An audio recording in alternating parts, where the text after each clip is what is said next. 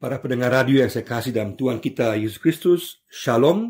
Kita masuki bagian yang keempat dari seri kita, yaitu norma kehidupan dalam kerajaan Allah, tentang ucapan-ucapan bagi Yesus di Matius 5 ayat 1-12. Hari ini kita membahas norma yang kedua. Norma yang kedua yang terambil dari Matius 5 ayat 4, berbunyi demikian: Berbahagialah orang yang berduka cita, karena mereka akan dihibur. Berbahagialah orang yang berduka cita, karena mereka akan dihibur. Norma yang kedua adalah meratapi kenyataan dosa pribadi dan dosa dalam kehidupan masyarakat. Meratapi dosa pribadi dan dosa dalam kehidupan masyarakat. Ucapan bagi ini ada kaitan dengan ucapan bagi yang pertama. Setelah kita merendahkan diri di hadapan Tuhan, orang yang merendahkan diri di hadapan Tuhan dan mengakui kebergantungannya akan Tuhan, dia juga tahu akan keberadaannya yang dikuasai atau dipenuhi dengan dosa baik pribadi maupun dosa di tengah-tengah masyarakat, yang berduka cita, yang sedih melihat keadaan sekitar kita dan keadaan diri kita sendiri. Dunia ini tidak suka dengan orang yang berduka cita. Dunia ini dunia yang penuh dengan tawa.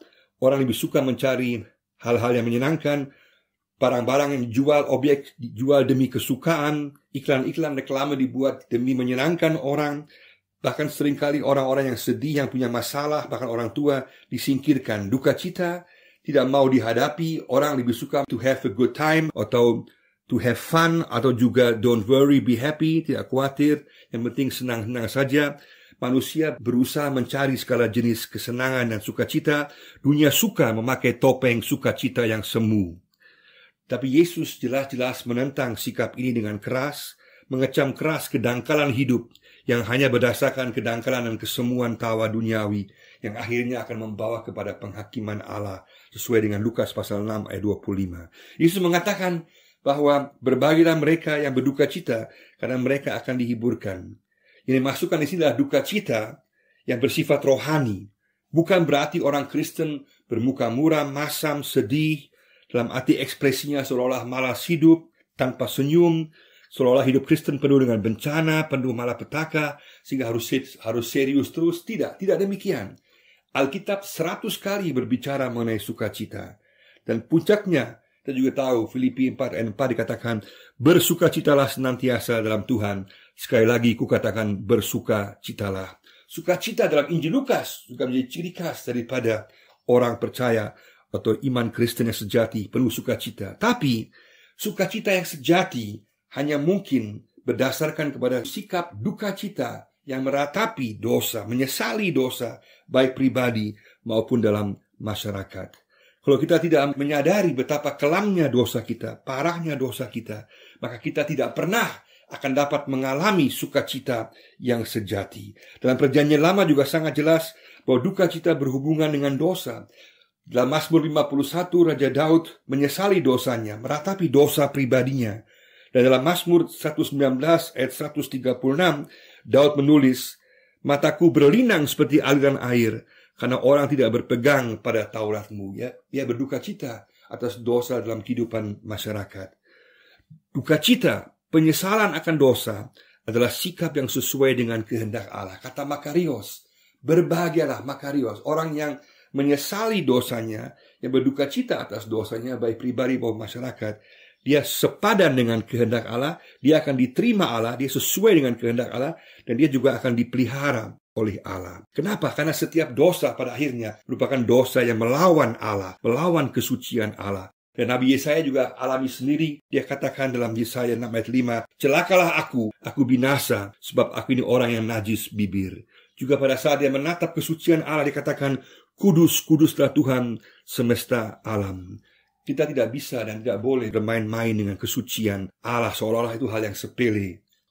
Duka cita merupakan sebuah teriakan seseorang yang berusaha untuk hidup suci dengan kemampuan sendiri, tapi harusnya akhirnya menyadari bahwa ia tidak sanggup. Seperti Paulus yang berseru mengatakan, aku manusia celaka, siapakah yang akan melepaskan aku dari tubuh maut ini? Roma 7 ayat 24.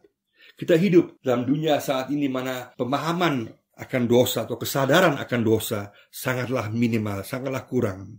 Banyak orang mencari alasan. Kalau berdosa, orang lain yang salah, lingkungan yang salah, orang tua yang salah, semua lain yang salah, atau bahkan dianggap biasa, dianggap kecil, dianggap takdir, dianggap tidak penting.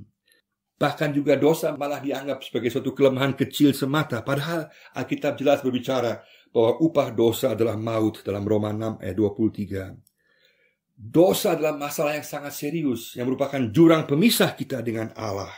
Masalah dunia yang terbesar bukanlah bom atom, bukan juga corona, COVID-19, sehebat apapun juga pengaruhnya itu. Manusia punya masalah terbesar dalam dunia ini adalah masalah dosa. Dan masalah dosa yang harus diselesaikan oleh Allah sendiri. Dan manusia harus menyadari bahwa dia memerlukan keselamatan pengampunan dosa. Inilah hal yang terpenting. Penyelesaian masalah dosa oleh Yesus Kristus adalah peristiwa terbesar, terpenting dalam sejarah manusia. Itu sebabnya mengapa Yesus datang untuk mematahkan kuasa dosa sesuai dengan Markus 10 ayat 45. Memberikan dirinya sebagai ganti penebusan bagi orang banyak. Seringkali kegagalan kesaksian gereja, kesaksian kita pribadi, saya pribadi adalah karena kita merasa diri benar dan juga tidak ada kesadaran untuk mau diperbaharui, untuk mau sungguh-sungguh mengalami pemulihan. Karena setiap pembaharuan, setiap pemulihan dimulai dari diri kita sendiri, dari gereja sendiri, dari orang percaya sendiri, sesuai dengan Yesaya 34. Di mana ada sikap sadar akan dosa, sungguh menyesalinya, datang kepada Tuhan, maka terjadilah mujizat pemulihan, pengampunan, pembaharuan. Dan itu akan menjadi kesaksian luar biasa bagi dunia. Dunia merindukan adanya komunitas persekutuan yang memulihkan, yang memperbaharui. Kalau gereja menjadi gereja yang memperbaharui, memulihkan orang, mengangkat orang, mengampuni orang, maka itu akan menjadi daya tarik yang luar biasa. Orang akan datang dan orang akan mau diperbaharui oleh Tuhan. Pada masa sekarang banyak orang malu kalau buat kesalahan, tapi tidak malu kalau buat dosa. Padahal kalau buat kesalahan itu bagian daripada kehidupan, kita bisa dapat pengalaman. Tapi dosa harusnya kita sungguh-sungguh anggap serius. Kita seringkali minta maaf untuk kesalahan, tapi tidak minta maaf, tidak minta ampun kepada Tuhan kalau kita berbuat dosa. Dosa dianggap seperti hal yang kecil. Bahkan di gereja pun seringkali kita kurang mendengar tentang dosa. Kan orang merasa tentang dosa itu kurang enak. Sehingga banyak khotbah saat ini lebih suka menyukakan orang, menyenangkan orang. Tidak mau berbicara mengenai dosa. Dosa dianggap kurang tepat pada masa sekarang. Tapi hal ini akan berakibat fatal. Kenapa? Karena khotbah-khotbah tersebut seperti pil penenang yang tidak menyembuhkan, tapi hanya mengurangi rasa sakit untuk sementara saja. Karena jelas sekali dalam Alkitab, tidak ada pemulihan sejati, tidak ada sukacita sejati, tidak ada pembaharuan sejati tanpa adanya duka cita, penyesalan, meratapi akan dosa pribadi dan dosa yang terjadi di tengah-tengah masyarakat kita. Banyak orang Kristen tidak mengalami sukacita ilahi karena mereka belum sungguh-sungguh menyadari, mengakui dan menyesali dosanya. Tidak mungkin mereka akan mengalami sukacita sejati tanpa adanya pengakuan dosa. Banyak yang lari ke sana kemari dari satu gereja ke gereja yang lain. GPP, gereja pindah-pindah dan dibius oleh obat-obat penenang. Seolah-olah bisa tenang hidupnya, tapi tanpa pengakuan penyesalan dosa pribadi di hadapan Tuhan. Kita sama dengan timbun dosa kita yang lama-lama akan menjadi bangkai yang busuk. Harus kita selesaikan. Pada saat ini Tuhan manggil kita menyelesaikan dosa kita di hadapan Tuhan. Kita meratapi dosa kita, membawanya kepadanya. Maka kita akan mengalami pemulihan dan juga akan diperbaharui dan juga akan mengalami sukacita yang sejati. Tapi juga bukan hanya dosa-dosa pribadi yang Yesus maksudkan di sini, juga dosa-dosa yang berkaitan dengan dunia secara umum, ketidakadilan, kekejian, keangkuhan, penindasan, keserakahan, perselisihan, kebencian. Semua hal ini harusnya juga menyentuh kita. Sejauh mana hal tersebut masih menyentuh kita dan membuat kita juga mau memeranginya dengan cara yang baik, melawannya, melawan kebencian, melawan ketidakadilan, menjadi aktif bukan pasif.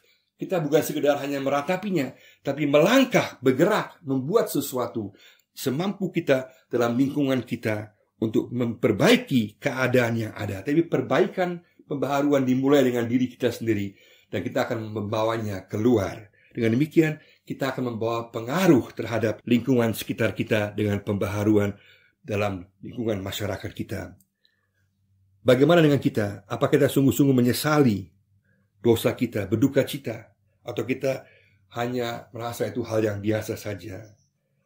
kita dipanggil untuk sungguh-sungguh meratapi dosa kita secara pribadi, dan juga untuk sungguh-sungguh kita datang menyesalinya, dan kita mengatakan, Tuhan, aku membutuhkan pengampunan daripada Engkau. Kita realistis tentang diri kita sendiri, dan juga realistis tentang dunia ini yang sebenarnya indah, diciptakan dengan indah, tapi yang menjadi bobrok, rusak oleh karena dosa. Maka Tuhan mau supaya kita mengakui, berduka cita akan keberdosaan kita dan dunia ini. Sekaligus kita bertindak, bukan tinggal diam, karena yang Dia tawarkan adalah pemulihan, pembaharuan, sukacita sejati yang berdasarkan, berakar kepada duka cita akan dosa. Maka kita akan sungguh-sungguh dipulihkan dan diperbaharui. Itu juga sebabnya mengapa Yesus kemudian mengatakan, mereka akan dihiburkan. Mereka akan dihiburkan. Mereka yang berduka cita akan dihiburkan. Dalam Yesaya 40 ayat 1 dikatakan, hiburkanlah umatku, demikianlah firman Allah. Tuhan tidak membiarkan kita sendiri. Orang yang sungguh-sungguh berduka cita akan dosa pribadinya dan juga lingkungannya, masyarakat, dia akan dihiburkan oleh Tuhan.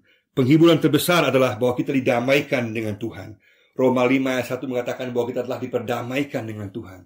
Tidak lagi ada pemisah antara Tuhan dengan kita. Kita telah dibenarkan, disucikan oleh darah Yesus, oleh korban Yesus di kayu salib. Dan kemudian kita dihiburkan dengan pemberian Roh Kudus. Roh Kudus yang diberikan kepada kita, Parakletos, Dia menghibur kita, menguatkan kita, memberikan kepastian kepada kita bahwa kita adalah anak-anak Allah sesuai dengan Galatia pasal 4 ayat 6. Kita boleh memanggil Allah sebagai Bapa kita, menyebut Allah sebagai Bapa kita. Bahkan gambaran dan perjanjian lama juga sangat bagus, dikatakan bahwa kita dihibur seperti seorang ibu yang menghibur anaknya. Yesaya 66 ayat 13. Bahwa Allah menghibur kita dengan penuh kesungguhan. Dia mau, asal kita datang kepada Dia. Kita katakan, Tuhan, hiburkanlah aku, kuatkanlah aku. Roh Kudus, kuasailah hidup saya. Berikanlah aku mujizat-Mu, penghiburan-Mu, kekuatan-Mu, pertolongan-Mu bagi saya di tengah-tengah berbagai penderitaan, kesulitan, masalah yang saya hadapi. Kita bergantung kepada penghiburan Tuhan, bukan mencari penghiburan di luar, bukan mencari penghiburan duniawi yang semu, tapi datang kepada penghiburan Roh Kudus, mohon daripadanya. Yesus katakan, barang siapa meminta, dia akan menerimanya. Matius 7 ayat 7. Kalau kita meminta pertolongan penghiburan Roh Kudus, maka Roh Kudus akan menghibur kita. Maka kita dipanggil untuk datang memohon penghiburan Roh Kudus, agar Dia memperbaharui, memulihkan hidup kita pribadi, juga jemaat kita, gereja kita. Dan bukankah itu suatu sukacita yang besar, kita melihat bagaimana Roh Kudus merubah keluarga-keluarga kita, merubah tabiat pribadi kita, merubah persekutuan kita, merubah lingkungan kita, karena karya Roh Kudus. Roh Kudus nyata dalam kehidupan kita. Maka kita boleh sungguh-sungguh mengandalkan penghiburan Roh Kudus dalam kehidupan kita. Asal kita datang memohon kepadanya, maka Roh Kudus akan menghibur kita. Dan itu akan membawa sukacita bagi kita. Sukacita yang sejati, sukacita yang penuh bagi kita. Dan kalau kita lihat penghiburan terakhir yang paling sempurna, terbesar, tentulah akan terjadi di masa yang akan datang. Dalam Wahyu 21 ayat 4 dikatakan, dan Ia, Kristus, akan menghapus segala air mata dari mata mereka, dan maut tidak akan ada lagi. Tidak akan ada lagi perkabungan atau ratap tangis atau duka cita, sebab segala sesuatu yang lama itu akan berlalu. Kelak di sorga, penghiburan terakhir yang sempurna, yang terbesar. Tidak lagi ada penderitaan, tidak lagi akan ada duka cita, hanya sukacita secara penuh, keadilan yang sempurna, pembaharuan yang sempurna. Dan saat ini kita dipanggil untuk mengupayakan di tengah-tengah dunia ini keadilan, kebaikan, dan juga pembaharuan, pemulihan. Tapi secara sempurna itu akan terjadi di masa yang akan datang. Penghiburan ini bukanlah suatu penghiburan yang murahan, seperti ejekan sinis dari Karl Marx, Bapak komunisme, yang mengatakan bahwa orang Kristen hanya ditipu saja dan dihibur ke sorga. Tidak demikian. Kita bukan dihibur ke sorga, tapi kita dihibur dari sorga. Orang Kristen dihibur dari sorga. Kenapa? Karena sorga adalah realita. Dan di tengah kehidupan dunia saat ini, pergumulan kita hadapi saat ini, penderitaan kita alami saat ini, kita dihibur dari sorga. Ini pengharapan yang bersifat pasti, yang bersifat kekal. Dan penghiburan ini terjadi oleh karena kuasa Roh Kudus. Maka pada saat ini mari sama-sama kita sungguh-sungguh kita meratapi dosa kita pribadi, membawanya kepada Tuhan, menyesalinya, baik dosa pribadi maupun dosa lingkungan masyarakat kita. Dan kita juga mau memperbaharuinya, memulihkannya dengan kuasa Tuhan. Bukan tinggal diam, bukan pasif, tapi aktif. Mengalami pembaharuan, pemulihan. Sehingga ada sukacita yang sejati dalam hidup kita. Dan juga kita memohon penghiburan daripada Tuhan. Agar Roh Kudus menguasai kita, memulihkan kita, mengisi kita. Di tengah-tengah berbagai pergumulan, penderitaan yang kita alami. Kita bawa dan memohon Tuhan, hiburkanlah aku. Roh Kudus penuhilah aku, kuasailah aku dengan penghiburan-Mu. Dengan demikian kita akan mengalami penghiburan sejati yang hanya Allah yang dapat berikan. Roh Kudus yang akan berikan kepada kita. Mari sama-sama kita menghidupi norma yang kedua ini. Mari sama-sama kita meratapi kenyataan dosa pribadi kita dan dosa dalam kehidupan masyarakat. Dan sekaligus kita membawa dosa kita di hadapan Tuhan. Dan sekaligus kita meyakini bahwa penghiburan Tuhan akan ada dalam kehidupan kita. Roh Kudus menghibur kita, menguatkan kita, memenuhi kita, sehingga kita mengalami sukacita sejati, kita mengalami pemeliharaan sejati, dan juga mengalami pertolongan Tuhan yang nyata dalam kehidupan kita. Kiranya Tuhan memberkati kita semua. Amin.